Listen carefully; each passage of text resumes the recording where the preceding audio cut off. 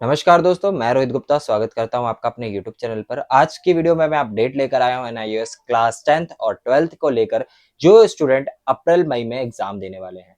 तो एनआईओएस ने हाल ही में अपनी डेटशीट डिक्लेयर कर दी है। कैसे डाउनलोड करना है वो मैं आपको इस वीडियो में बताऊंगा। क्या क्या चीजें आपको लेके जानी है, एग्जाम कैसे होगा, टाइमिंग क्या रहेगी, सारी चीजें जो है मैं आपको इस वीडियो में बताऊंगा। साथ ही साथ ये भी बताऊंगा कि हॉल टिकट जो है आपका कब डिक्लेयर होने वाला है।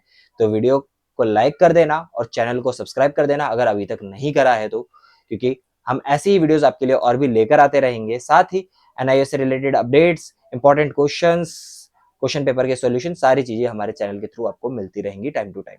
तो स्टार्ट करते हैं। तो सबसे पहले बात करें कि टाइमिंग क्या रहेगी और सब्जेक्ट। यहाँ पे आपको डेटशीट अभी स्क्रीन पे दिख रही होगी। तो देखो, इस साइड जो है आपको क्लास 12th की यानी सीनियर सेकेंडरी क्लास 12th हो जाती है हमारी, वो उसकी डेटशीट दी गई है। और इस साइड जो है आपको क्लास 10th की डेटशीट दी गई है। तो अब बात करें टाइमिंग की, तो ये वैसे तो ऑल इंडिया के लिए है। ऑल इंडिया का टाइमिंग जो है 2:30 PM से 5:30 PM तक रहने वाला है। तो मतलब कि 3 घंटे का आपका पेपर रहेगा। कोई कोई सब्जेक्ट का पेपर जो है हमारा कम टाइम का होता है, लेकिन मोस्टली जो है हमारे यही टाइमिंग रहने वाला है। तो अब डेट देखते हैं हम यहाँ पे। तो 6 अप्रैल से जो है आपके एग्जाम जो है स्टार्ट हो जाते हैं। तो अब 6 अप्रैल से स्टार्ट हो रहे, तो सब स्टूडेंट के एग्जाम 6 से स्टार्ट नहीं होंगे। जिनका जो सब्जेक्ट उन्होंने चूज करा उसी के अकॉर्डिंग होगा। जैसे यहाँ पे आप देख लो, मोस्टली कॉमन जो सब्जेक्ट है हिंदी मोस्टली स्टूडेंट के पास होता है, या इंग्लिश बात करें तो इंग्लिश मोस्टली स्टूडेंट के पास होता है। तो उनका एग्जाम हिंदी का 15 अप्रैल को होने वाला है और इंग्लिश का 22 अप्रैल को होने वाला है।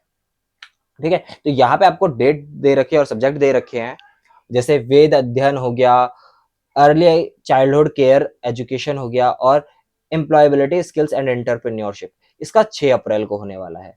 इसके बाद हम बात करें, अभी हम पहले 12th के पूरी डेटशीट डिस्कस कर लेंगे, उसके बाद क्लास 10th पे चलेंगे। तो ये हो गया हमारा इस सब्जेक्ट का। उसके बाद हम 12 अप्रैल को देखें, तो 12 अप्रैल के दिन जो है 4 सब्जेक्ट के एग्जाम है। एक है उर्दू, दूसरी है संस्कृत, एक है नृत्य कला, नाट्य कला सॉरी, और चौथा सब्जेक्ट है हमारा जेंडर स्टडीज। तो ये 4 सब्जेक्ट के पेपर होने वाले हैं 12 अप्रैल को। उसके बाद 15 अप्रैल को आपका हिंदी का एग्जाम होगा। 20 अप्रैल को आपका पेंटिंग का एग्जाम होगा। दोनों एग्जाम के बीच में अच्छा खासा गैप भी दिया गया है, तो अगर जिसके पास हिंदी और पेंटिंग है उनको अच्छा खासा टाइम मिल जाएगा प्रिपरेशन के लिए।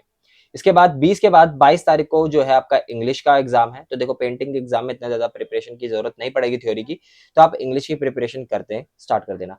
इसके बाद बात करें फिजिक्स, हिस्ट्री और लाइब्रेरी साइंस और एनवायरमेंटल साइंस। इनमें से हिस्ट्री बहुत ज्यादा स्टूडेंट के पास होता है जो आर्ट्स चूज करते हैं, और एक ईवीएस। तो इन सब सब्जेक्ट का एग्जाम जो है एक ही दिन होने वाला है। तो अगर किसी स्टूडेंट के पास ईवीएस भी सब्जेक्ट है और हिस्ट्री भी सब्जेक्ट है, तो उनको जो है किसी एक सब्जेक्ट का एग्जाम जो है हॉल टिकट में दिया जाएगा। तो किसी एक सब्जेक्ट का एग्जाम दे पाएंगे वो, दोनों का एग्जाम एक दिन नहीं दे पाएंगे।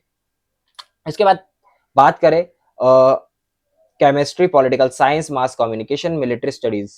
तो ये सारे एग्जाम किस दिन होने वाले हैं? 29 अप्रैल के दिन होने वाले हैं। उसके बाद 30 अप्रैल को होम साइंस का एग्जाम है। इसके बाद मई आ जाता है हमारा, अप्रैल पूरा खत्म हो जाएगा। 22 मई को बंगाली, तमिल, उड़िया, गुजराती, पंजाबी, अरेबिक, मतलब जितने भी लैंग्वेज सब्जेक्ट हमारे मोस्टली जो है वो 22 मई को है। उसके बाद 3 मई को आपको biology, accountancy, introduction to law, military history, इन 4 सब्जेक्ट के एग्जाम होने वाले हैं।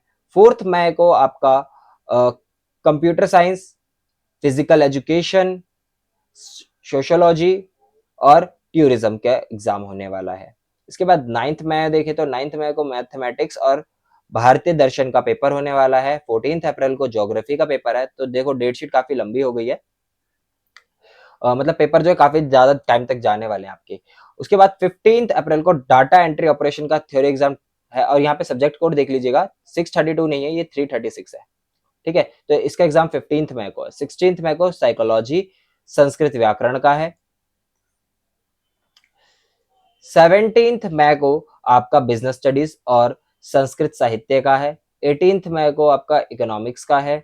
अब यहाँ से आपके दो जो डेट है 21 और 22, ये आपके वोकेशनल सब्जेक्ट के एग्जाम के दिन आ जाते हैं। अब यहाँ पे सारे वोकेशनल सब्जेक्ट होंगे, food processing, preservation of fruits and vegetables, web designing and development, computer assembly and maintenance, योग असिस्टेंट। ये 5 सब्जेक्ट के एग्जाम एक दिन होंगे। बाकी रिमेनिंग जो बचे, अब house keeping, data entry operation 632, web development, CRM domestic, catering management, hotel front office, computer and office application, ये 7 सब्जेक्ट के एग्जाम 22 मई को होने वाले हैं। तो ये तो होगी आपकी 12th क्लास की डेटशीट। अब बात करते हैं 10th क्लास की डेटशीट। अगर आपको कोई भी डाउट हो तो मेरा नंबर आपको डिस्क्रिप्शन में मिल जाएगा, वहां से आप हमें कॉन्टेक्ट कर सकते हो। तो यहाँ पे हम देखेंगे कि जो हमारा 6 अप्रैल है, 6 अप्रैल को हमारा संस्कृत का एग्जाम है, 12th अप्रैल को अकाउंटेंसी का एग्जाम है, 15th अप्रैल को सोशल साइंस का एग्जाम है, 20th अप्रैल को साइंस एंड टेक्नोलॉजी का एग्जाम है, 22nd अप्रैल को डाटा एंट्री ऑपरेशन का एग्जाम है, सब्जेक्ट कोड 229। इसके बाद 24th अप्रैल को मैथमेटिक्स का एग्जाम है, 29th अप्रैल को साइकोलॉजी संस्कृत साहित्य का एग्जाम है। ठीक है, इसके बाद 30th अप्रैल को आपका इंडियन कल्चर एंड हेरिटेज और कर्नाटक संगीत का एग्जाम हो जाता है। 22nd मई को आपका हिंदी का एग्जाम है और 3rd मई को आपका पेंटिंग का एग्जाम है। 4th को इंग्लिश का एग्जाम है। यहाँ पे देखो बैक टू बैक एग्जाम आपके हो जाते हैं 2, 3, 4, इन तीनों में कुछ ज्यादा ही गैप दे दिया गया है। इसके बाद आपका आ जाता है 9th मई को आपका होम साइंस का एग्जाम है। उसके बाद 14th मई को आपको सारे लैंग्वेज सब्जेक्ट देखने को मिल जाते हैं। उसके बाद 15th मई को आपका उर्दू संस्कृत व्याकरण एंटरप्रेन्योरशिप का हो जाता है। 16th मई को आपका बिजनेस स्टडीज और भारतीय दर्शन का एग्जाम होगा। टाइमिंग मैं आपको बता चुका हूं। इसके बाद बात करें आगे के रिमेनिंग सब्जेक्ट की, तो 17th मई को आपका इकोनॉमिक्स, वेद अध्ययन, फोक आर्ट, नाट्य कला और इंडियन साइन लैंग्वेज का एग्जाम है। इसके बाद आपका 18th मई को आपका हिंदुस्तानी संगीत एम्प्लॉयबिलिटी स्किल्स का एग्जाम है।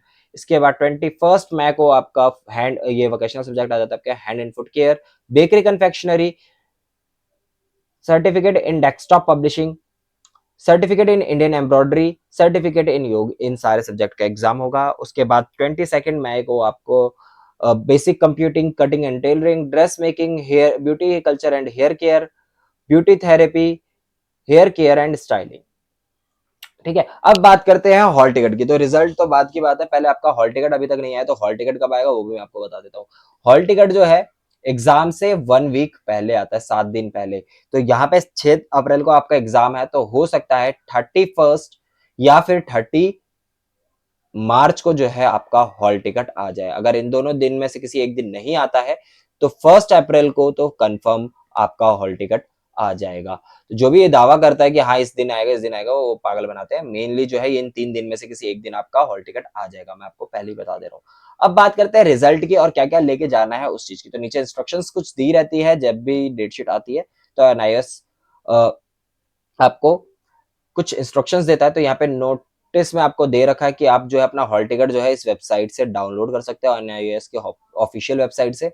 उसके बाद कह रहा है कि परीक्षा का परिणाम संभवतः अंतिम परीक्षा के दिन से 7 सप्ताह के भीतर घोषित किया जाएगा। 7 सप्ताह बोले मीन पहले तो 6 वीक हुआ करता था, अब 7 वीक कर दिया, यानी 49 डेज।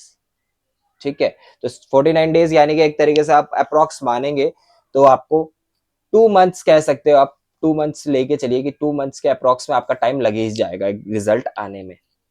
ठीक है, अभी ऐसे परिणामों की घोषणा के बाद घोषणा के बाद तुरंत ही परिणाम इंटरनेट पर उपलब्ध रहेगी, ये वेबसाइट आपको बता दी गई है। उत्तीर्ण होने वाले विद्यार्थियों को अंक तालिका सह प्रमाण पत्र, प्रवचन सह संस्थांतरण प्रमाण पत्र यानी कि मार्कशीट मिलेगी, माइग्रेशन सर्टिफिकेट मिलेगा और सर्टिफिकेट जो होता है पासिंग सर्टिफिकेट वो मिलेगा। ठीक है, in case of cancelled AIs, अगर कोई स्टडी सेंटर जो है, वैसे तो ये आपको स्टडी सेंटर पे भेज दिया जाता है, लेकिन अगर आपके कोई स्टडी सेंटर है जो कैंसिल हो जाता है काफी बार, तो वो आपके पोस्ट के थ्रू जो है आपके एड्रेस पे भेज दिया जाता है। ठीक है, परीक्षा की तिथियों में परिवर्तन नहीं किया जाएगा, कोई भी डेट वगैरह चेंजेस नहीं होने वाली है, डेट शीट यही रहने वाली है। The examination fees paid by the candidate entitled them to appear in the theory exam in otherwise eligible without having